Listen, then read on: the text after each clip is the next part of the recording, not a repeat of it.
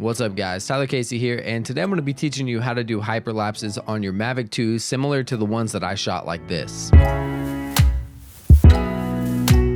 If you guys are new to my channel, make sure to subscribe. I post all sorts of content from behind the scenes to lighting breakdowns to reviews of camera gear. So make sure to subscribe and hit the bell notification so you can know the next time I drop a video. Make sure to follow me on Instagram as well, because that's where I posted these hyperlapses first, and then a lot of people requested a tutorial.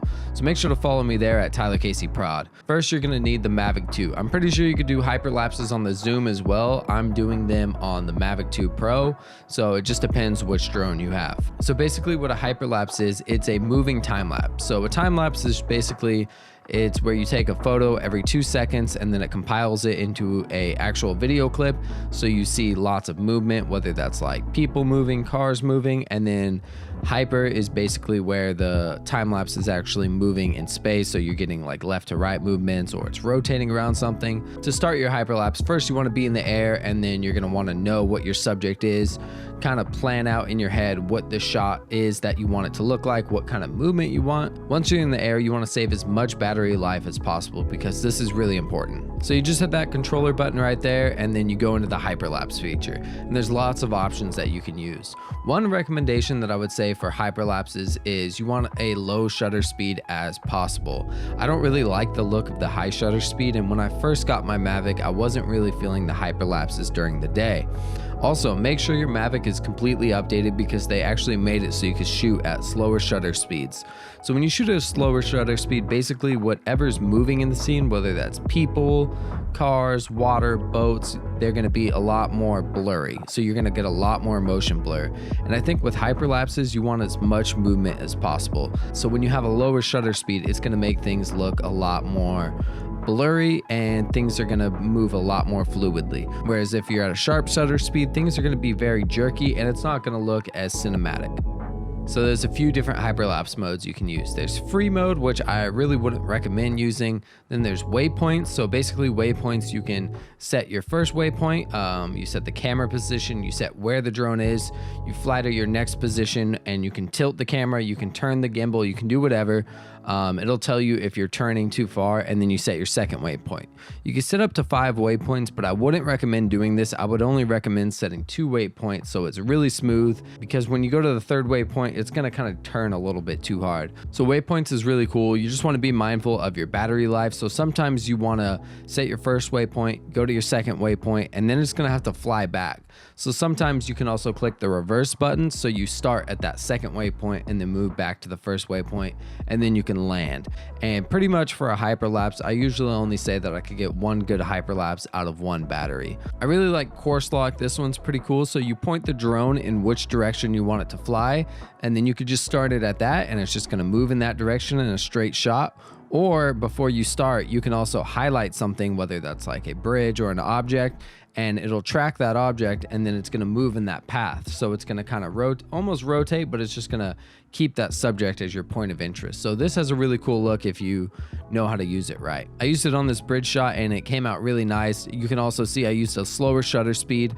You can see the cars on the bridge moving a little bit more fluidly. So when you want to get a slower shutter speed, you're going to want to get an ND filter, but it's going to have to be pretty strong. So you're actually going to want to get somewhere around like N64. So this is going to be super strong, so you can get your shutter speed a lot slower. My ISO is as low as it can go, and I wouldn't recommend using this for regular filming.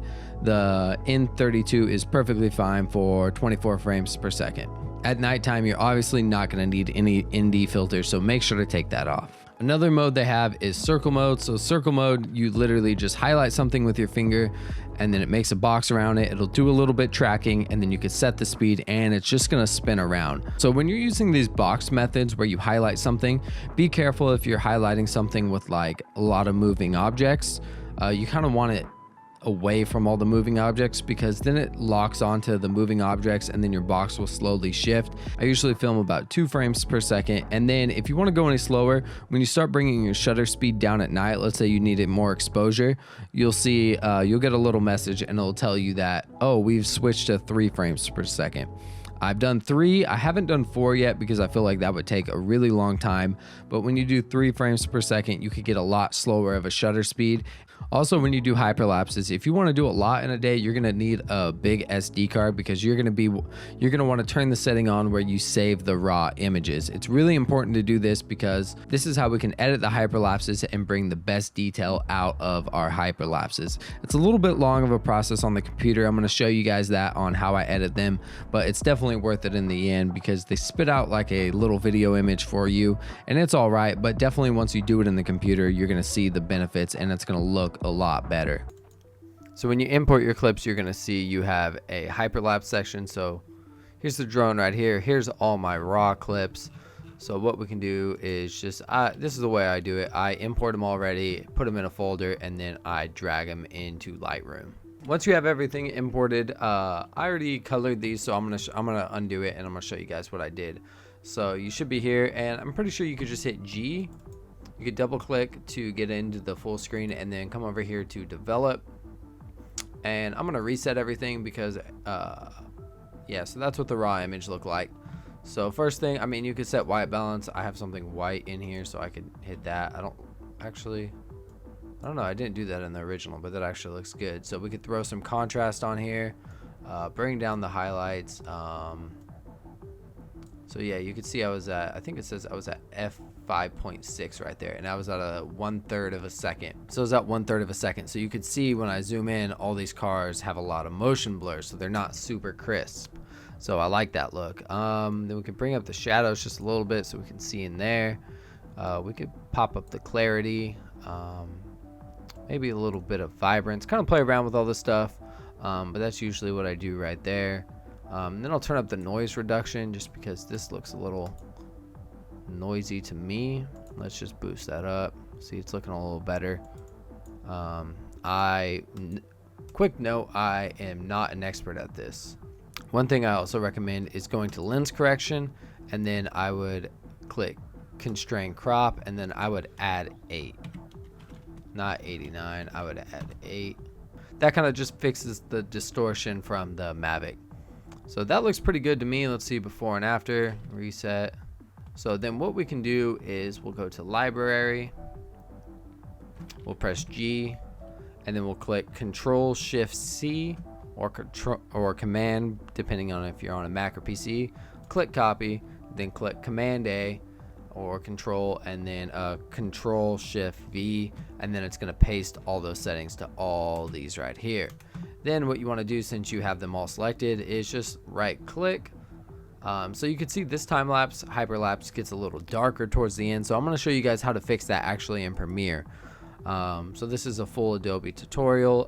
Export, and then you're going to want to go to export and just do JPEG quality 100, and then put it in whatever folder you want it to be in, and then you should be all set once it exports. So it's going to export up here. It might take a minute, and then we're going to go into Premiere. So the first thing that I like to do is I like to create a sequence. So pretend this is just a regular DJI clip. This is actually an exported hyperlapse I have, but this is what I usually do is I just drag in an actual DJI Mavic clip that's 24 frames per second at 4K, and I created a new sequence with it. So what that's going to do is just create a new sequence. So when I drag in my hyperlapse footage, I can scale it and export it to like an average Mavic clip, so it's not different. So then what we want to do is we want to come over to import, and then we're going to select the first clip, and then we're going to click image sequence. So that should create us a hyperlapse image sequence. So now when we watch it, it's kind of a weird size. It's like the size of photos right now, and this is going to play back really laggy. That's the trouble with doing hyperlapses, is it takes a lot of memory and it's pretty tricky. But let's see. So you can see it's rocking right there. So now we can drag that in and make sure keep existing settings. We're good.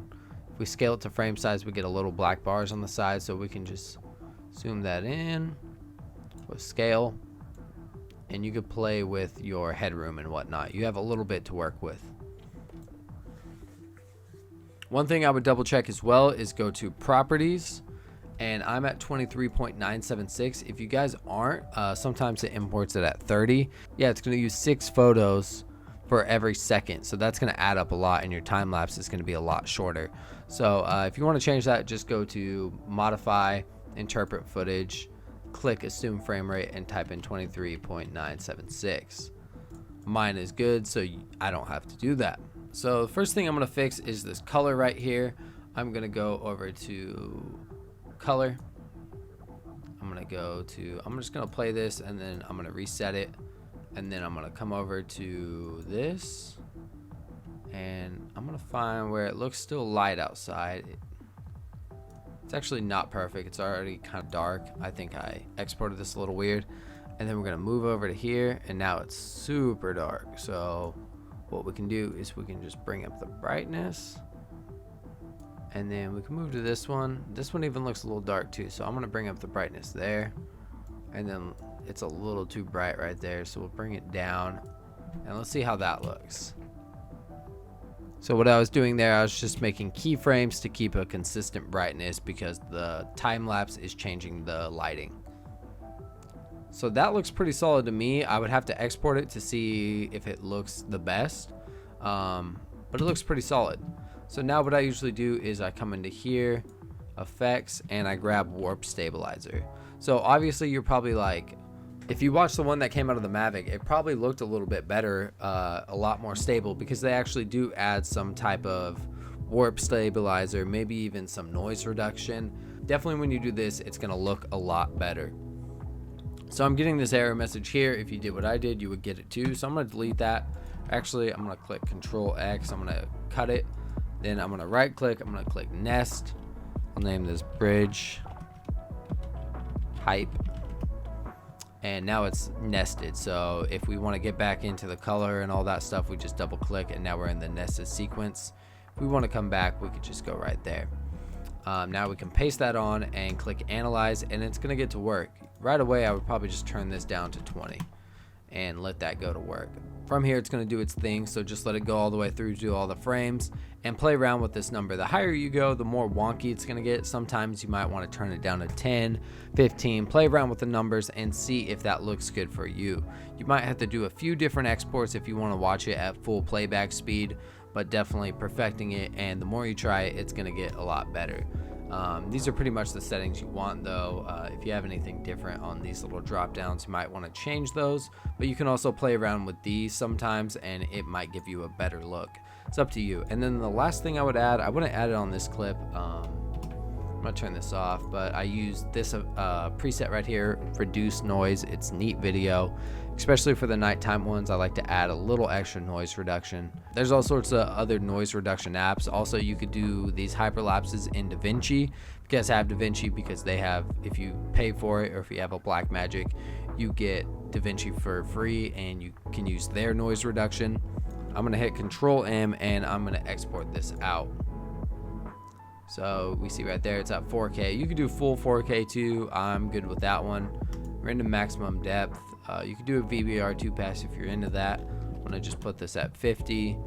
I usually don't click that, and I'm pretty much set. I would just export from here. So that's how I've created those hyperlapses. Let me know if you guys found this helpful below. They're definitely a lot of fun to do. They take a little bit of work, but they're definitely worth it in the end, and sometimes you could get some really amazing results that you didn't expect. If you guys don't own a drone and you guys want some drone footage, make sure to check out my Bay Area drone pack. I have a pack of 26 4K clips for sale of the Bay Area that you guys can use in any project. It's only at $75 right now, so make sure to go check that out. It's in the link below, and it can add a lot to your music videos or any other videos that you shoot. Comment below and let me know if you guys want to see more drone tutorials or drone videos in general. I'm Tyler Casey, and I'll catch you guys next time. Thanks for watching.